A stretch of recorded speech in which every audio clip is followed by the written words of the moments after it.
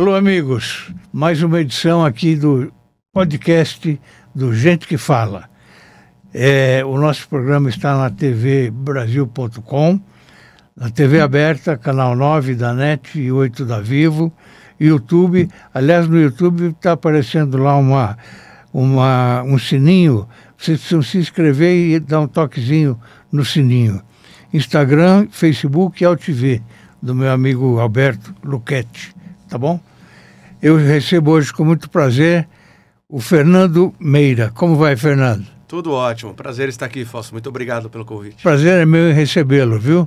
Obrigado.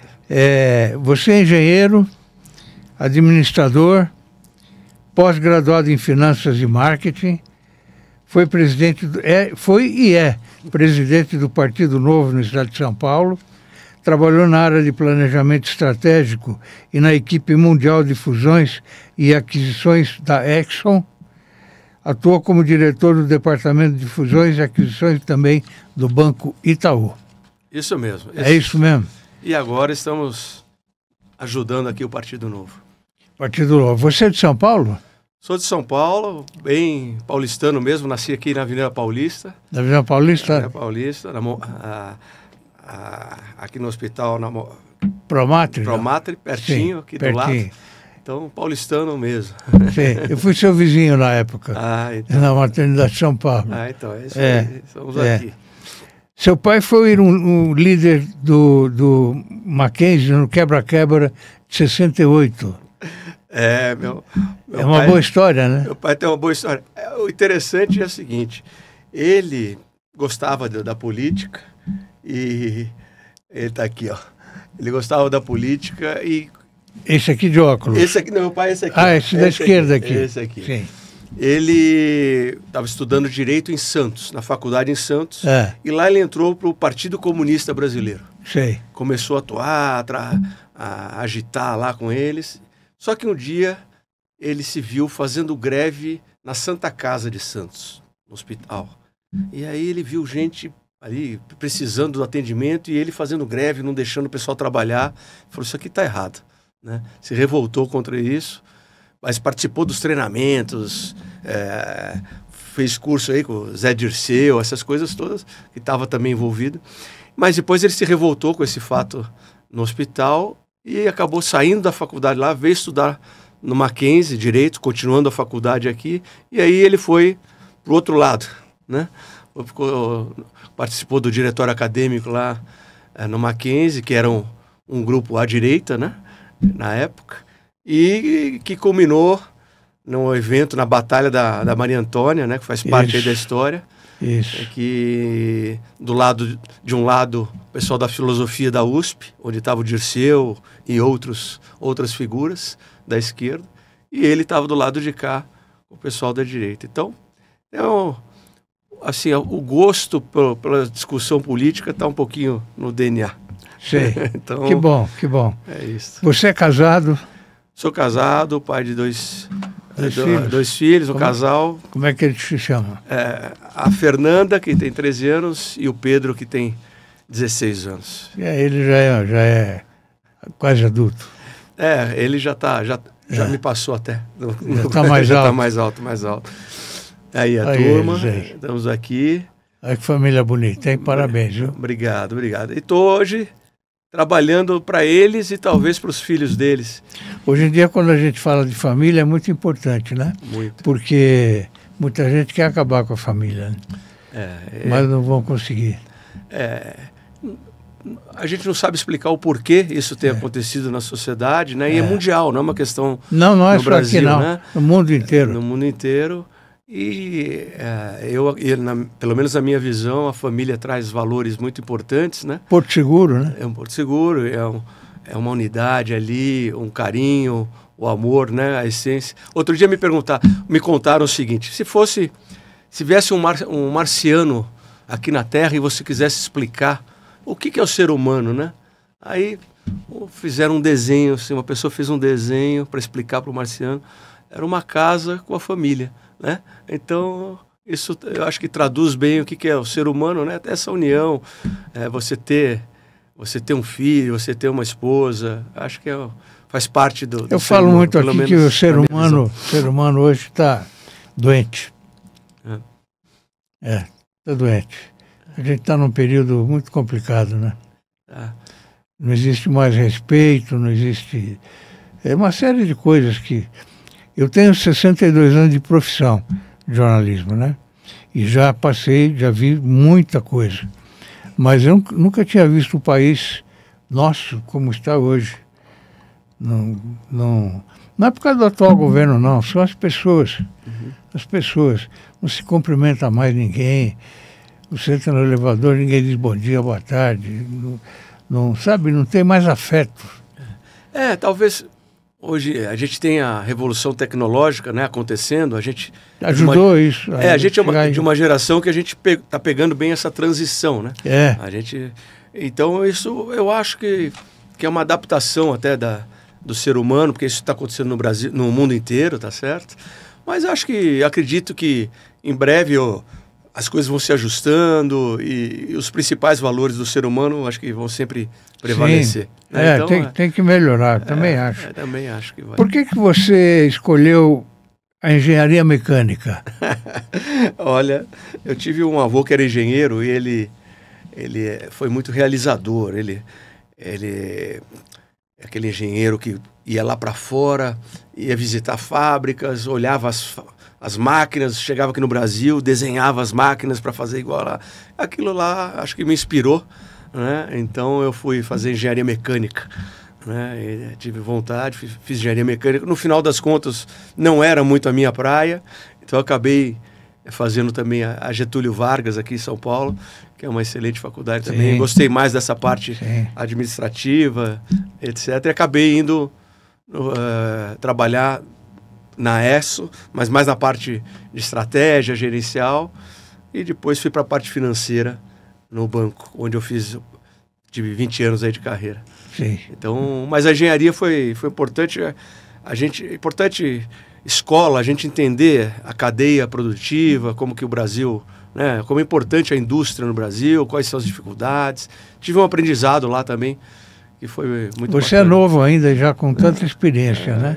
Isso Sou tão novo ótimo, não. Isso é ótimo, é ótimo. O seu primeiro emprego foi na ESSO Petróleo, não é? Isso. Como é que surgiu essa oportunidade para você? Eu estava então na engenharia, mas já não gostando tanto da parte muito técnica da engenharia. Então eu busquei, na ESSO era um programa inicial de trainee, onde você passava por todas as áreas da empresa.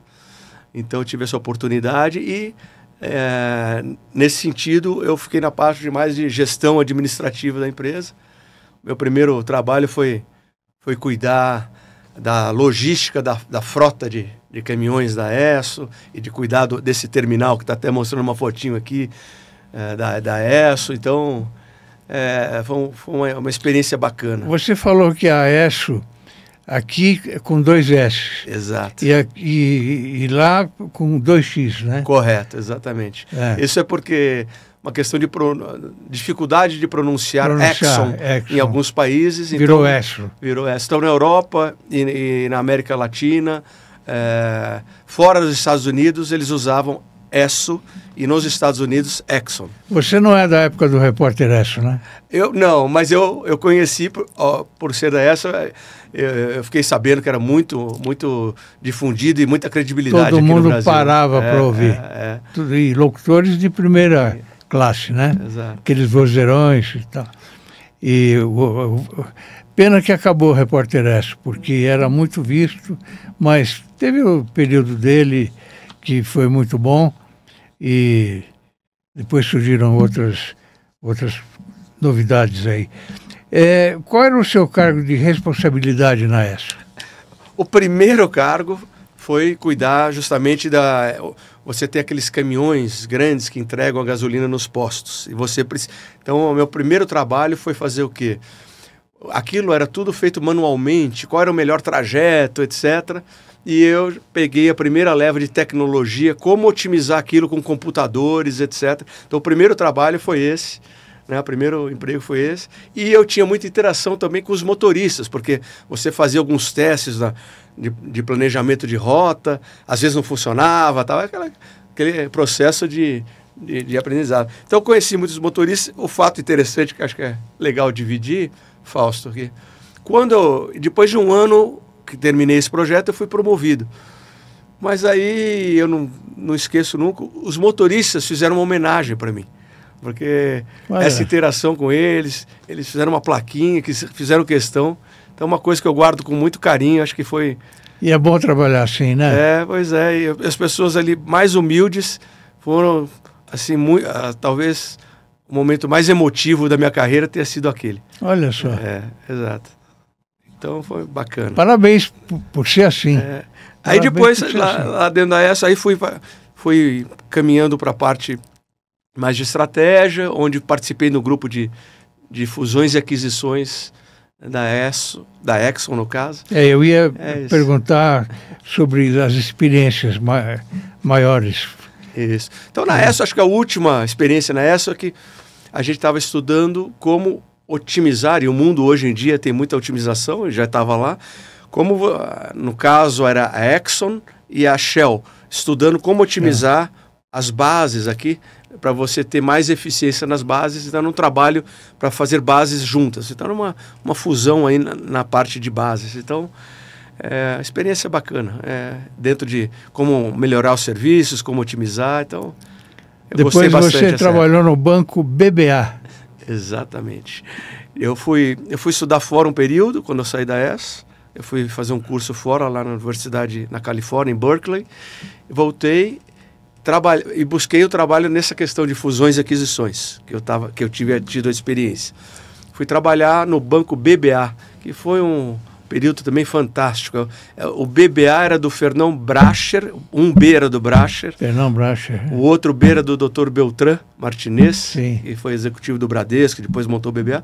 O outro A era para ser do Pércio Arida.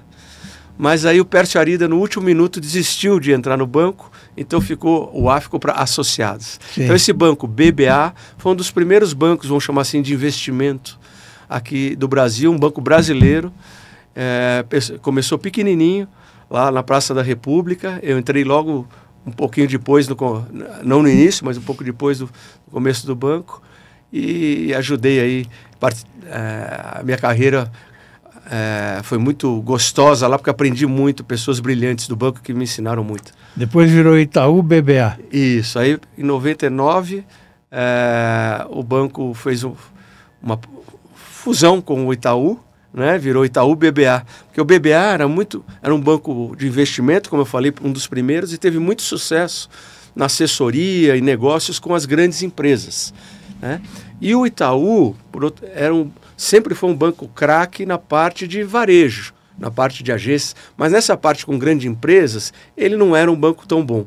Então eles resolveram fazer essa parceria, compraram 50% do BBA e deixaram o pessoal do BBA cuidar dos clientes grandes do Itaú. E foi um caso de sucesso, e aí por isso que virou Itaú BBA, e lá que eu tive a oportunidade de conhecer pessoas fantásticas na minha vida e aprender com elas. E aí você já foi diretor do departamento, né, de fusões e aquisições. Comecei lá de baixo, tive a sorte, a vida a gente... eu resumo assim, 80% é esforço. Para você ter o sucesso, 80% é esforço. Sim. 10% é sorte, 10% é a competência. Pelo menos a minha visão é assim. E eu tive o 10% de sorte. Por quê? Eu tinha trabalhado lá na ESSO, né? E estava procurando um emprego em banco, em fusões e aquisições, e o banco BBA, naquele momento, estava com um projeto para vender uma rede de postos de gasolina. Então eles viram meu currículo, poxa, esse rapaz aqui, ele entende isso aí. Me ajudou a ser contratado aí pelo banco. Então teve um pouco de sorte também. E você teve alguém que deu aquele famoso empurrãozinho na sua vida, não? Eu acho que várias pessoas, né? Vários amigos, acho que sempre tem. Isso é importante também, você ter a amizade, porque ela sempre... O relacionamento, né? Então isso é sempre importante, né? Você trabalhou no BBA durante 20 anos, né? Pois é, 20 anos. E fiquei nessa área de fusões e aquisições sempre. E lá você assessorou mais de 300 empresas? Pois é. Porque vai acumulando os anos, né? Vai acumulando os anos. Essa foto aqui era do último dia. Do último dia no banco. Isso foi 2015. Estava dando um abraço e tirando foto com todo mundo. Estava se despedindo. Essa turma também, aqui é o pessoal que fazia as apresentações. E eles davam suporte ali pra gente, era importante. Todos eram importantes, desde o mais alto até o pessoal que fazia o trabalho mais simples. Fernando, o que muda entre assessorar uma grande multinacional e uma empresa de médio ou pequeno porte? Olha, eu acho que o perfil é um pouco diferente, sim. Porque uma grande empresa, você cuida de um departamento, fora o presidente da empresa, né, que tem a visão geral, mas numa grande multinacional, você vê um pedaço do negócio. Nas empresas menores, quanto menor a empresa, você pega maior número de atividades. Então, eu acho que em empresas menores a pessoa tem que ter um perfil mais de empreendedor, né? Então, numa empresa maior, mais de executivo. Então, acho que essa é a principal diferença. E acho que isso vale para todos os setores, desde na comunicação, né? Sim, claro. Como qualquer outra empresa. Bancos, qualquer empresa, eu acho que esse perfil, a grande diferença é o perfil da pessoa. Quais foram os principais erros que você viu nesse período? Erro a gente erra muito, né? É bom errar, porque se você não erra, você não... Todo mundo erra. Você Todo mundo erra. Não aprende, né? Então, na minha carreira, foram inúmeros os erros aqui. A gente podia passar o programa inteiro falando, mas acho que o mais importante não é... errar vai acontecer, e tem que acontecer. O importante é você saber como encarar o erro. Né? Como levantar corrigir, né? E corrigir. Então, isso eu falo para todos, inclusive hoje lá no partido, eu falo, a gente vai errar muito. A gente está tentando fazer tudo diferente, então, mesmo assim, a gente erra e acerta, e vai construindo. Já que você falou em partido, o que motivou você a se engajar na política? Pois é, um pouco de loucura, mas talvez a minha casa, como eu comentei, meu pai sempre gostava, e meu pai conheceu na faculdade, no Mackenzie, e a minha mãe, naquele momento no Brasil, né, o Brasil viveu uma época que os estudantes eles eram muito ligados à política no passado, lá pelos 1965, 70. Né? A época da ditadura. Né? Exatamente. Os estudantes eles eram muito ativos. Né? A UNE no lado da esquerda, o Mackenzie e outros grupos do lado da direita. Depois passou muito para sindicato, mudou o perfil. Os estudantes saíram um pouco de cena, né? Mas isso para dizer que tanto meu pai quanto minha mãe tinham na veia a questão política, então estavam sempre discutindo. Então, era um assunto recorrente na minha casa, né? Então, eu passei a gostar desse tema, acompanhar. Então, desde na escola, aí estamos falando de ginásio, na época era ginásio que chamava, né? Hoje é ensino médio, eu tive até a experiência, eu estudei no Colégio Santa Cruz, aqui em São Paulo, onde estava o filho do Eduardo Suplicy, o André Suplicy, que é meu amigo. E a gente fazia até, já naquela, sei lá, 15 anos de idade, ele ficava defendendo, no caso, o PT, e eu ficava fazendo debates com ele do outro lado da mesa. Então, a gente tinha até uma atividade, vamos dizer assim, na escola, né, desde pequeno, atuando um pouquinho nisso. Então, isso estava na veia, e eu estava lá no banco, Itaú BBA, como a gente conversou, onde estava o João, lá a gente chamava ele de João Dionísio, mas na verdade o pessoal depois ficou conhecido como Amoedo, né? O Amoedo, ele também cuidava da financeira do banco, depois ele saiu, etc., e ele foi montar o Partido Novo. Nesse momento que ele foi montar o Partido Novo, eu estava já, sempre tive um plano de carreira, de acumular uma poupança e depois ter uma vida, trabalhar só meio período. Esse era o meu plano, consegui atingir esse plano. Então, e naquele momento eu falei, putz, agora eu vou fazer isso. Vi o Amoedo indo montar o Partido Novo, falei, é uma oportunidade, fazer uma política diferente, vamos lá. Então, foi um pouco também, vamos dizer, a sorte, a coincidência de do Partido Novo está sendo montado naquele momento, então fui ajudar a montar o Partido Novo desde o início. Qual é a grande ambição do Partido Novo? Olha, qual foi a origem? Por que surgiu o Partido Novo? A ideia o João conta... Perdão. Os primeiros que começaram a discutir o Partido Novo, o que acontece? Naquele período, a Dilma tinha sido eleita. E aí, o pessoal, meu Deus do céu, né, isso aqui não vai dar certo, porque é uma gastança inconsequente, pessoas não competentes, né? A gente sempre buscou a competência na carreira profissional, né? E via que ali a competência para gerir o Estado estava terrível.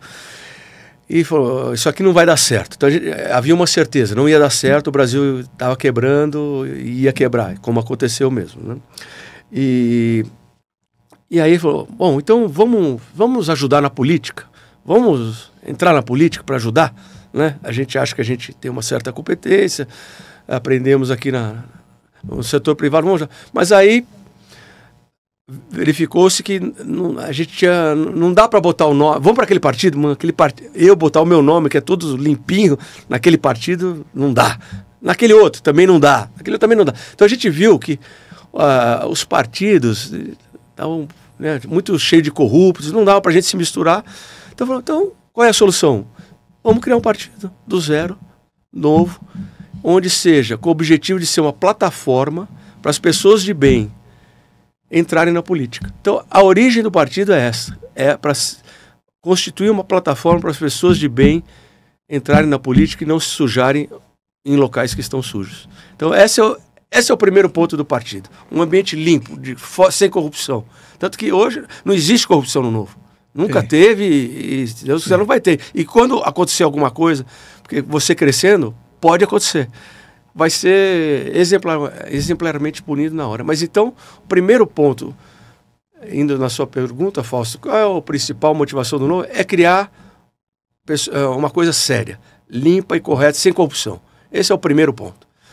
Agora, ideologicamente, nós acreditamos no que a gente viu com a nossa experiência no setor privado, que é o que funciona, o que faz as empresas se desenvolverem, gerar emprego, né? O que a gente viu foi que em países que deram a liberdade econômica, que permitiram o livre mercado, a concorrência, onde o Estado não atrapalhava, é que você conseguiu gerar mais empregos.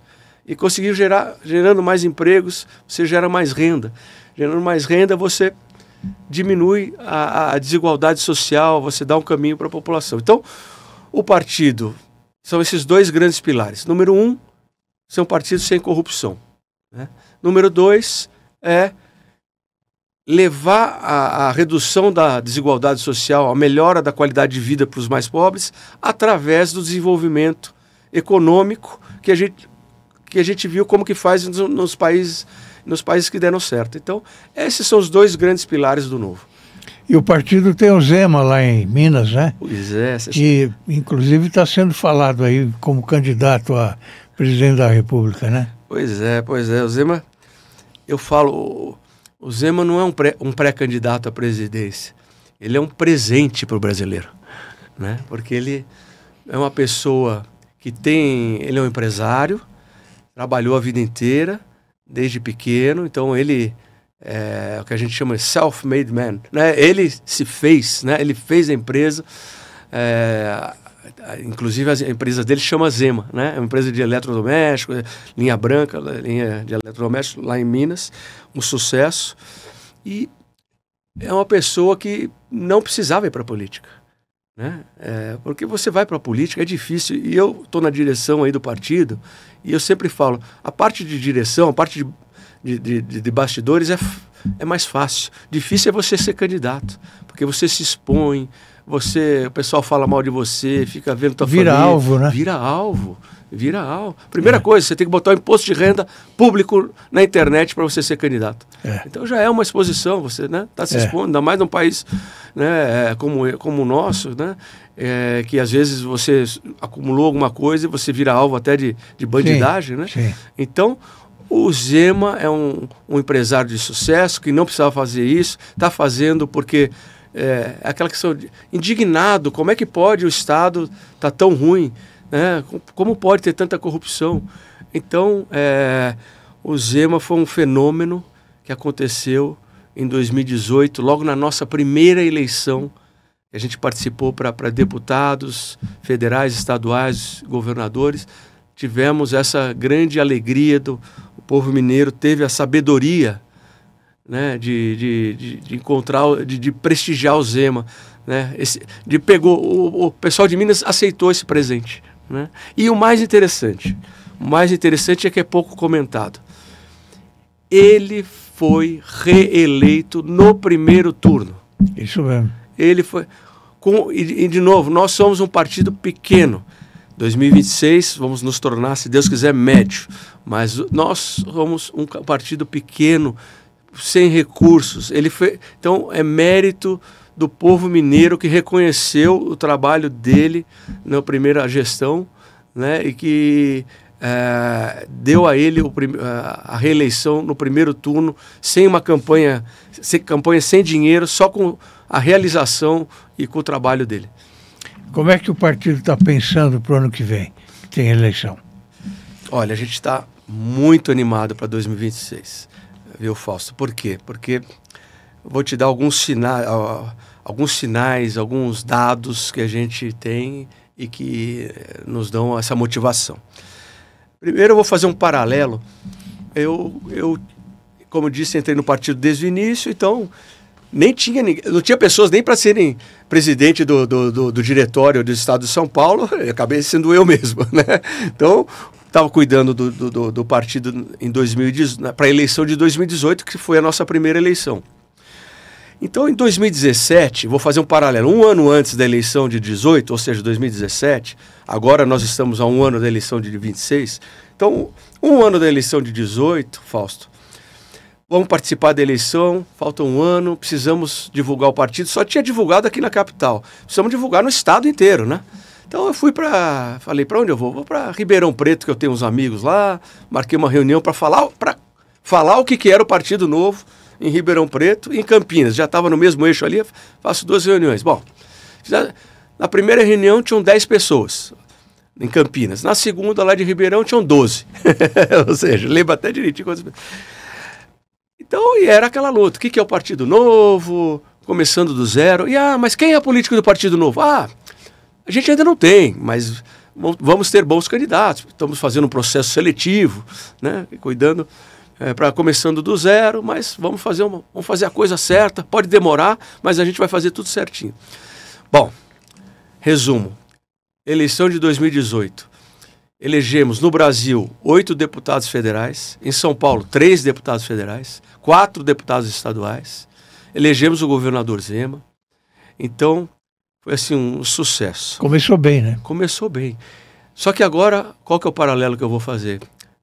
Agora estamos a um ano da eleição, fui lá falar do Novo de novo, em Ribeirão Preto, 250 pessoas, numa quarta-feira à noite. Olha o crescimento. Assim, e você vai em todos os lugares. Bom, o Partido Novo, o Partido Novo, do Marcel Van Hatten, do Zema, do Deltan Dallagnol, do Ricardo Salles, da Adriana Ventura, pessoal, nós temos hoje referências. E todas as nossas referências são pessoas boas, né? São pessoas corretas, né? Então, primeiro, a gente tem uma capilaridade muito maior hoje. Então, aquele paralelo que eu fiz de 2018, no final a gente tinha pessoas que conheciam o Novo, basicamente em 10, 15 cidades. Hoje a gente tem, a maioria das cidades do estado, a gente tem representante do Partido Novo. Então nós estamos muito animados para 26. Temos também, Fausto, hoje o mundo digital, né? O mundo digital, o Partido Novo, pouca gente sabe disso. Aliás, é uma arminha secreta. Nós temos a 3ª maior rede social política do país. Só perdemos para o PT e para o PL. Por enquanto. Sim. Em 2026 a gente vai passá-los. Por falar em PT e PL, tomara que o ano que vem a gente não tenha que escolher entre os dois. Uma mudança vem será bem-vinda, né? O país, na minha visão, acho que faz até um pouquinho, faz parte, até a polarização que aconteceu. A gente vê isso também aconteceu em outros países do mundo. Aconteceu essa polarização, né? Por diversos motivos que não vem ao caso, mas aconteceu uma polarização que não é uma coisa muito boa, porque você acaba ficando um pouco radical de um lado, um pouco radical do outro. O ideal é que você tenha uma gama maior de... É o país dividido. Né? Fica muito dividido. Então, você tem um pouco... sair um pouco de extremismos, tem um pouco, o bom senso tem que prevalecer. Porque quando você vai para o extremismo, a pauta não chega no bom senso, né? Você distancia do bom senso. Então, acho que a gente está nessa eleição agora, eu acho que a gente já vai ter um pouco mais desse bom senso. Vamos caminhar como um todo. E o Partido Novo tem uma função importante nessa eleição, de também trazer o bom senso para a mesa. Fernando, eu estou mostrando aqui o nosso grupo tem um portal chamado Orbis News, só de artigos de personalidade, sabe? E tem muita gente boa escrevendo, felizmente. E eu estou convidando você para a hora que quiser escrever, estamos de portas abertas, tá bem? Será um prazer e uma honra, Fausto. Aliás, uma honra estar aqui contigo. Eu, olhando o seu histórico, eu fiquei realmente... A gente gosta de estar com pessoas de sucesso, então você nos inspira. Obrigado. Depois você me contou que tem 18 anos, né, e está aqui na luta, que ele me deixou mais animado ainda, viu? O tempo passa rápido, viu? Muito bom. O que surpreende ainda hoje você na política? Infelizmente me surpreende muito as notícias negativas, né? Como pode a gente ter chegado no ponto que a gente está hoje? Né? Hoje, a gente conquistou algumas prefeituras. Né? Hoje, nesse crescimento que a gente está tendo, na última eleição aqui para prefeituras e vereadores, a gente acabou tendo 335 pessoas eleitas no país. Né? Então, um salto grande para quem começou em 2016 com 1, né? Com 4, perdão. Então, por exemplo, prefeitos, a gente vai visitar os nossos prefeitos, as prefeituras tomadas, os serviços que as prefeituras prestam, lixo, limpeza pública, etc., tomadas por esquemas, né? E você tendo que lutar para desfazer aquilo, uma dificuldade... É enraizado. É enraizado, e não é uma questão pontual, quase todos os lugares. Então, me surpreendeu agora, porque isso é uma coisa mais recente, constatar isso, que onde a gente vai, infelizmente, o trabalho parece que é maior do que a gente imaginava. Mas tem que começar, né? Então, essa é uma surpresa negativa, vamos dizer assim, no nível das cidades, né? E a gente vai para o nível nacional, né? Acho que poxa, a gente teve momentos que nos inspiraram, né? Na Lava Jato, a gente falou, acho que todo brasileiro falou, poxa vida, agora estão pegando os corruptos, que legal, né? E hoje a gente olha e fala, todos aqueles que foram presos estão soltos. Estão no governo. Estão no governo e os que...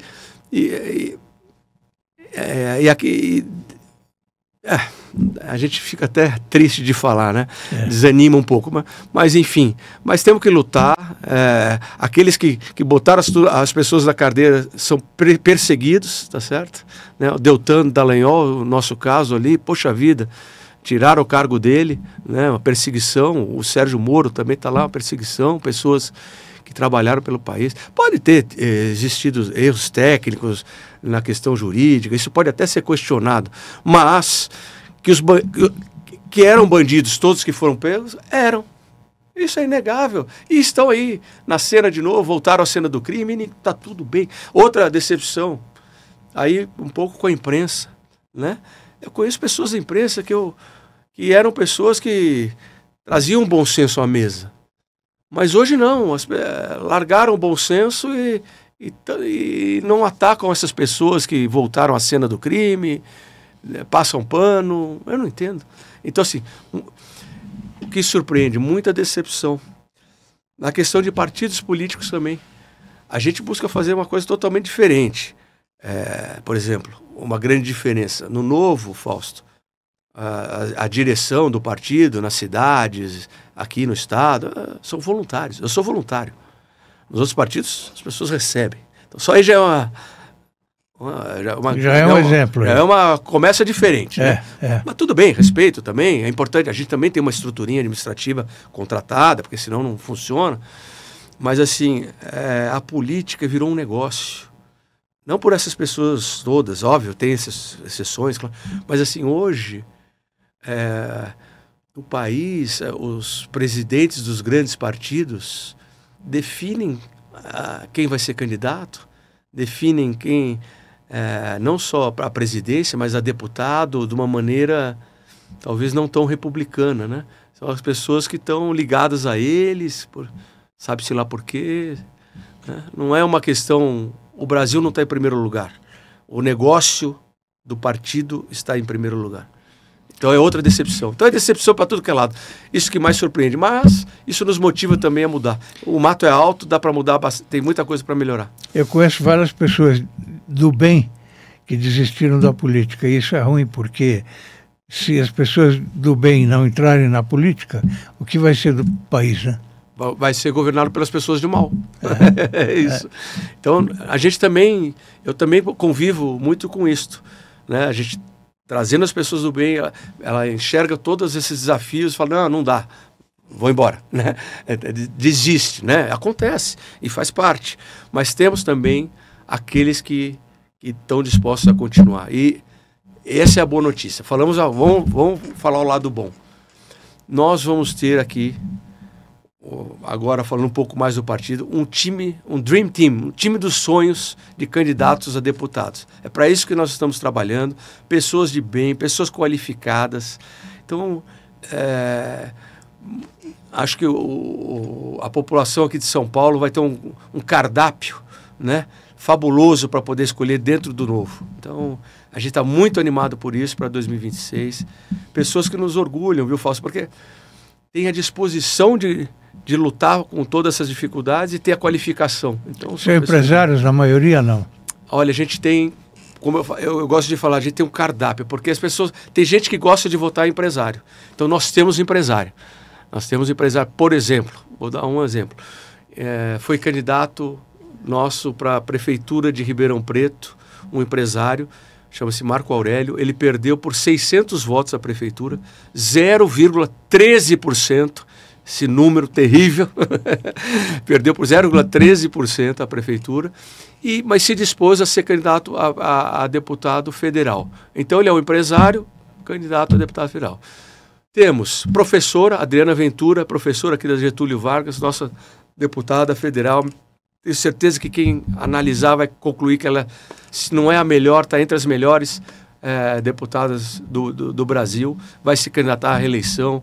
Temos cientistas políticos, quem gosta, né, executivo, o Christian Lobauer, cientista político, fantástico, executivo de empresas multinacionais, a gente comentou aqui com conhecimento, como que as empresas geram emprego, então Christian Lobauer. Então, temos o nosso deputado estadual, que deve sair para deputado federal, o Léo Siqueira, uma pessoa que começou lá de baixo, trabalhou no mercado financeiro, e está fazendo um trabalho. Então a gente tem um cardápio. Tem um cardápio de pessoas também mais conservadoras, menos conservadoras nas questões de costumes. Mas o que eu falo é o seguinte, o mais importante são os dois grandes pilares. Quem você escolher do Novo vai ser honesto, não vai ser corrupto. E segundo, vai estar querendo melhorar a vida dos mais pobres, criando mais empregos de qualidade no Brasil. Qualquer candidato, independente do que ele seja. Então esses são o ponto em comum, e depois você tem, obviamente, as diferenças pessoais que cada eleitor vai escolher da melhor maneira possível. O Partido Novo tem tempo de televisão? Tem tempo de televisão, vai ter tempo de televisão, vai participar de debates. Então, estamos aí competitivo com os outros partidos. Somos menores, sim, por enquanto. Sim. 2026 começa a mudar. Sim. Mas somos diferentes, né? E uma coisa que a gente tem enfatizado muito, Fausto, é o seguinte: e a gente nossos deputados, temos 5 deputados federais hoje em Brasília, um senador, o senador Girão, que muito nos orgulha. O que a gente vê muito lá em Brasília, Fausto, é que os outros partidos têm gente boa também. Tem gente boa também, mas tem muita gente não boa. Então, o que a gente defende um pouco é o seguinte: quando você eleger alguém do novo, né, porque a eleição tem aquele fenômeno, você, por exemplo, vou citar uma pessoa de um outro partido que a gente gosta muito, o Nicolas Ferreira, aquele jovem lá de Minas, rapaz, nota 10, princípios bons, muita coisa em comum do que a gente pensa. Quando você elege um Nicolas, infelizmente ali muita gente que ele puxa, ele tem muita, que chega lá, não vota da mesma maneira, vota de maneiras diferentes, vota como o cacique do partido pensa. Então, os outros partidos têm muito essa característica. No Novo, a gente defende, não. As pessoas do Novo, você pode ver, a votação do Novo é toda coerente, estão sempre alinhados. Então, esse é um diferencial. Você, votando em alguém do Novo, as pessoas vão votar naquilo que você espera. Não vai ter surpresa vinda de cacique de partido, porque aqui não. Quem decide o voto é o deputado, não o dono do partido, não o cacique de partido. E nós não temos dono de partido. O que a gente tem são voluntários. Por tudo que você está falando, a gente percebe que ainda há espaço para novos políticos, né? Ainda há. O Novo busca, como eu disse no início, é uma ferramenta para essas pessoas ainda entrarem na política, pessoas de bem. Façam um convite. Nós temos um processo seletivo aberto. Qualquer pessoa, qualquer brasileiro que queira entrar na política. Como é feito esse processo, Fernando? Primeiro, a inscrição é online, quem quiser, novo.org.br, lá você vai encontrar o caminho para... Repete para a gente colocar aqui embaixo. É novo.org.br, esse é o nosso site. Sim. Ali você vai encontrar o caminho para poder se inscrever, para participar. Olha, quero ser candidato. Né? Então você vai poder, qualquer brasileiro pode participar. Mas quem é você? Então, como é que a gente faz? A gente tem uma fundação, todo partido, por lei, ele tem uma fundação. Né? Essa fundação que é para desenvolver, estudar, né, o que está acontecendo no mundo, trazer novidades. Então, o pessoal da nossa fundação que tem essa incumbência faz um processo seletivo / treinamento dessas pessoas. Então, o primeiro passo é o processo seletivo. A gente vai, obviamente, pedir para a pessoa gravar um vídeo explicando por que quer ser candidata, para ver como que ela se porta. Vamos analisar o histórico da pessoa, o que ela faz, quais são as ideias dela. Vamos testar a aderência. Nós somos um partido de centro-direita. Né? Se ela defende que o Estado tem que ser grande, tem que ter cabide de emprego, estatais, etc., não pode estar no Novo. Então, então a gente faz a gente passa a conhecer através desse processo seletivo as pessoas, né? E, obviamente, as selecionadas vão participar de um treinamento. E aí vão receber cursos, né? Vão receber treinamentos de campanha, e assim vai. E assim que a gente... Então é aberto a todos podem. E aí você, a responsabilidade é sua como presidente, né? No final das contas, a responsabilidade é do partido como um todo. Então, a gente é muito rigoroso.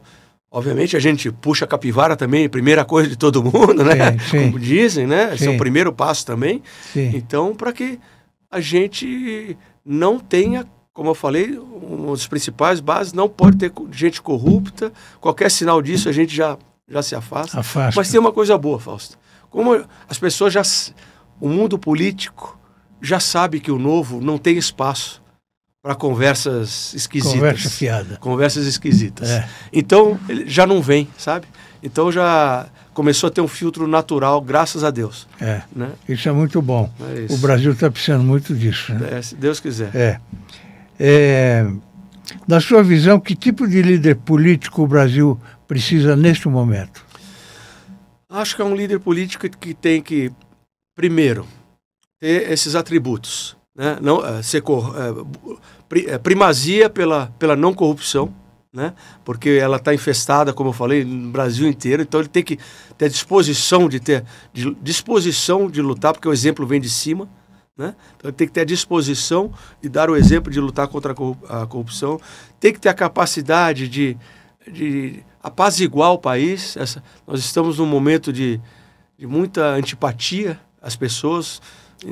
Ódio, e no ódio não se constrói, no ódio se destrói. Claro. Então ele tem que ter essa capacidade de diminuir a temperatura, né?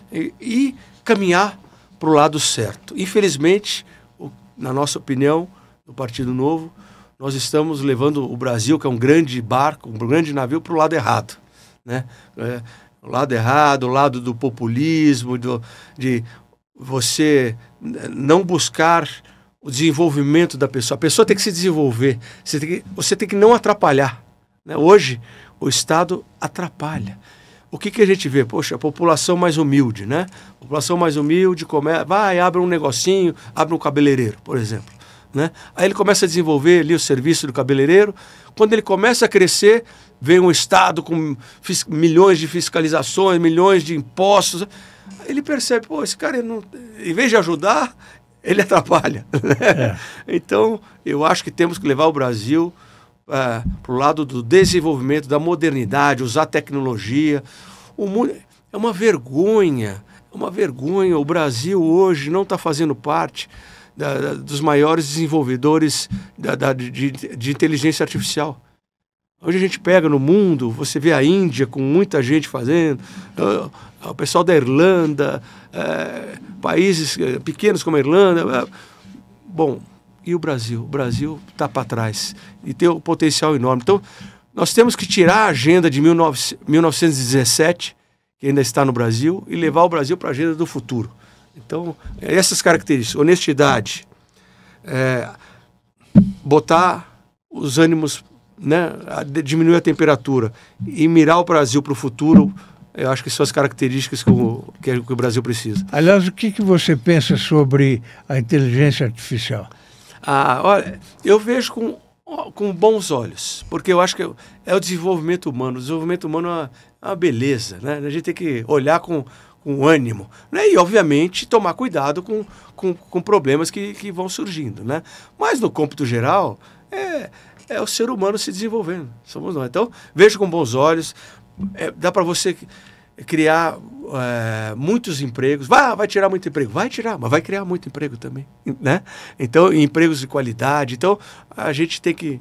Acho que é uma revolução que está acontecendo, né? O mundo inteiro sabe disso. E o que a gente não pode é ficar de fora, né? Hoje o Brasil está de fora, né? A gente tem muita energia para poder suprir os servidores que vão fazer energia.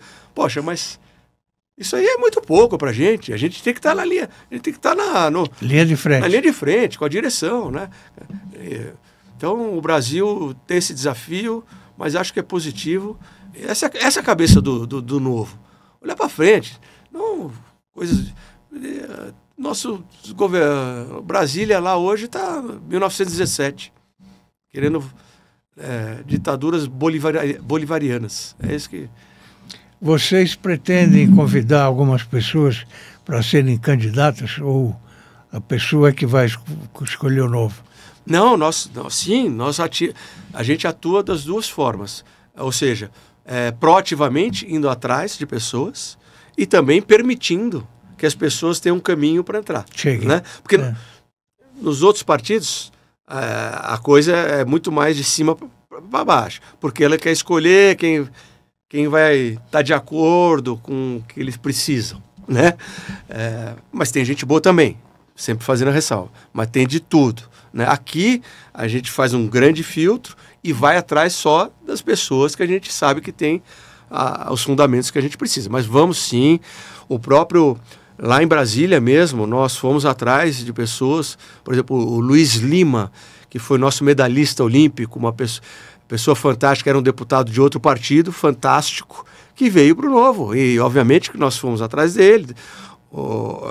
É um exemplo, então. Então, para a candidatura também estamos indo como eu disse, essas pessoas boas dos outros partidos, nós estamos indo atrás e convidando para participar pelo Novo. E teremos, sim.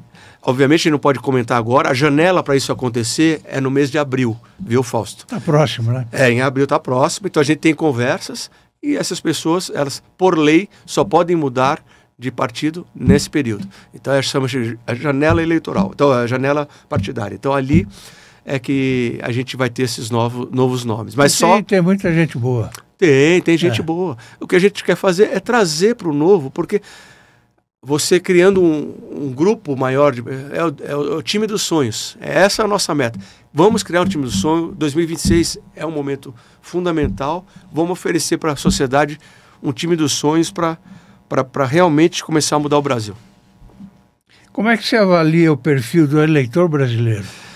Olha, basicamente, hoje até, isso eu vou te dar um dado, assim, que a gente até contratou pesquisas, então um dado que não é só não é a minha visão, é um dado um pouco técnico. Hoje o eleitor brasileiro está dividido basicamente em 3 grupos. 1/3 hoje é um eleitor solidificado de esquerda. 1/3 é um eleitor solidificado de direita. E o outro terço aqui, basicamente, é o eleitor que está... Você tem 2/3 deste 1/3, ou seja, a grande maioria desse meio, é aquele que desistiu. Ele não vai votar, ele não quer saber, ele fala, tanto faz como tanto fez, é tudo igual, infelizmente, o que é uma... talvez seja a pior situação, porque desistir acho que não pode ser o caminho. Tudo bem, tem uma posição, tem outra, a pessoa pode mudar da posição, tá, pensa de um lado, pode mudar para o outro, mas ela está tentando acertar. Desistir. Mas então o perfil do brasileiro, a gente tem cerca de 25% da população que desistiu, que é que não vai votar. Por isso que a gente tem nas eleições brasileiras muita gente que não vota. E essa pessoa a gente está tentando reconquistar também, mostrando que, olha, tem um caminho aqui diferente, tem um novo, dá uma olhada. Mas então o perfil é esse, e você tem 10% da população que é o swinger, que a gente chama, aquele que de um lado ele está pensando, ele vai de acordo com cada eleição, ele escolhe ele muda, ele escolhe um lado. Ele gostou um pouco mais desse, vai para esse lado, e no fim ele que decide a eleição. Ele acaba sendo uma pessoa, um grupo que é muito decisório, né? Então, o perfil do brasileiro é esse. Está mudando esse perfil, viu, Fausto? Em termos assim das características básicas, como a economia mundial e no Brasil também, lá atrás, você tinha as empresas grandes, estatais, grandes empresas. Você entrava numa empresa, trabalhava a vida inteira. Hoje mudou. Você tem muito mais um empreendedor, tenta um negócio aqui, tenta outro lá, tecnologia, aplicativos, você tenta. Então, esse perfil é um perfil que está mudando, está deixando o povo brasileiro olhando mais para esse lado. Quem que defende empreendedorismo? Quem defende as novas tecnologias? Então, se você olhar assim, há 10 anos atrás, o Brasil não era 1/3 para um lado, 1/3 para o outro. Ele era muito 10, 20% de um lado e 40% do outro. Está mudando. Então o perfil está mudando. O Brasil é um país conservador em costumes, continua sendo. Então esse é o perfil um pouco do brasileiro. Mas acho que o que todo brasileiro tem em comum, pelo menos, todo não, mas 99,9%, é que não gosta da corrupção. Então acho que isso tem que prevalecer. Isso é um divisor de águas. Também acho. O Fernando, como é que o kart entrou na sua vida? Essa é boa. Acho que é muito bom todo mundo ter um hobby, né? Sim, é importante todo mundo ter um hobby. E quando eu estava na faculdade de engenharia mecânica, eu sempre gostei de automobilismo. Eu e outros 3 amigos, nós compramos um kart. Os 3 gostavam. Só que naquela época, então fomos andar de kart. Andei umas 6 vezes, a tecnologia era pior, quebrou o kart. Andamos mais uma vez, quebrou o kart. E a gente não tinha dinheiro para arrumar, mesmo estando em quadro. Andava onde? Interlagos, não? A gente ia andar na rua, às vezes na rua mesmo aqui em São Paulo, umas ruas que não tinha trânsito, a gente botava o kart só para se divertir. E íamos ali na Granja Viana. A gente ia na Granja Viana, tinha um kartódromo, a gente foi andar lá também. Mas andamos um pouquinho, quebrava o kart, a gente não tinha mais dinheiro. Então a gente desistiu, ficou o kart parado lá na garagem da minha mãe até. E aí os anos se passaram, e depois no banco tive um desenvolvimento profissional, pude ter a oportunidade de ter o kart de novo. Então voltei há 10 anos atrás, mais ou menos, eu acabei voltando e matando esse desejo, né? E aí, correndo de kart, que ajuda a gente a não comer tanto, porque você não pode ficar muito pesado para correr, a se preparar fisicamente. Então, é um hobby que eu adoro, mas qualquer hobby é bom, né? E então, tem outro esporte que você pratica, não? Eu era um perna de pau no futebol. Então, eu pratiquei sempre futebol, porque gostava muito de estar com os amigos, aquele ambiente de depois do jogo, um churrasquinho, uma cerveja. Mas então sempre o futebol esteve comigo. Hoje, como eu sou perna de pau e já tenho medo de me machucar, eu vou assistir meus amigos jogar e fico só para cervejinha depois. Eu jogava no vazio, onde a bola estava eu não estava, entendeu? Assim não tinha nenhum problema. Boa. A bola não me assustava.